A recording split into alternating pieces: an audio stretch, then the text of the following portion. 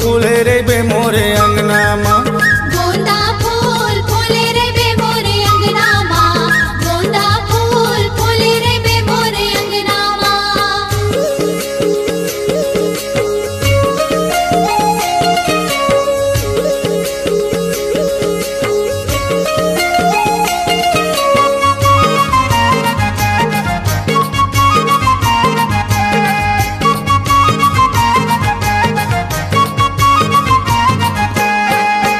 धन धन हवा तोर भाग रे गोंदा गुरु चरण मा रहिबे ना।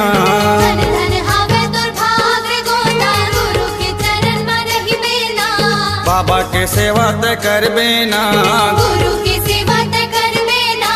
परे रे बे बाबा चरण मा परे रे बे गुरु चरण मा। परे रे बे बाबा चरण मा परे रे बे गुरु चरण मा। गोंदा फूल फूले रे बे मोरे अंगना माँ। गोंदा फूल फूले रे बे मोरे अंगना माँ।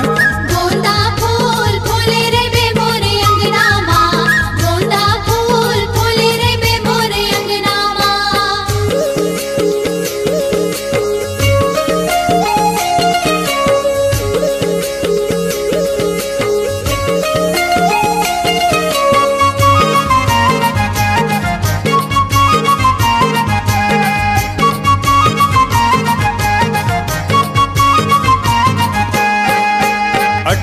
दिसंबर जयंती मनाथन गुरु चरण माँ तोला चढ़ाथन। 18 दिसंबर जयंती मनाथन गुरु चरण माँ तोला चढ़ाथन। बाबा के चरण माँ महात्मा माथन। गुरु के चरण माँ महात्माथन। करत रे बे गुरु सेवाना करत रे बे बाबा सेवाना। करत रे बे गुरु सेवाना करत रे बे बाबा सेवाना। गोंदा फूल फूले रे बे मोरे अंगना माँ।